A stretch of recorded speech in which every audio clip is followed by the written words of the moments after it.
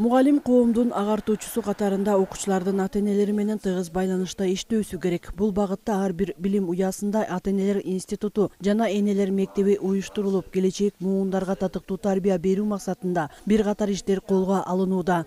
Биздин районубузда 30 мектептин баарысында тең ата-энелер мектеби кирип, 2022-23 окуу жылынын октябрь айында ушул атайын билим берүү жана илим министрлиги чыгарылган буйруктун негизинде ар бир план программа түзүлүп, ата-энелер мектеби боюнча ар бир мектептерге жеткирилип берилген, ал боюнча иштер жүргүзүлүп жатат.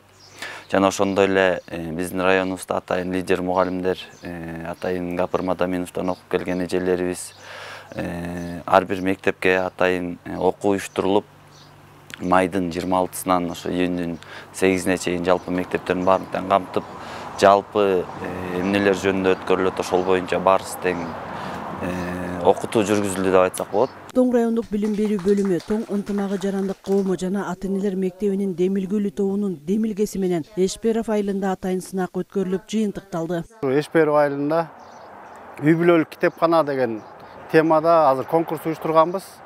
Биздин жогорку кеңештин депутаты Арсланбек Касмаконовичтин демөөрчүлүгү астында коомдук уюмдардын жардамы менен ушу райондук билим берүү бөлүмүнүн жардамы менен ушу конкурс өткөн турат.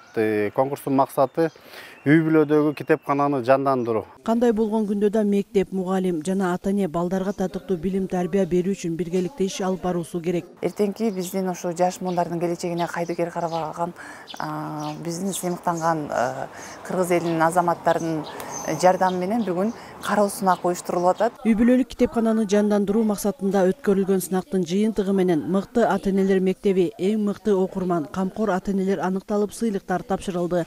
Мирум Субакунова, Данияр Аконов, Мадина Абакерова, Тоң районунан.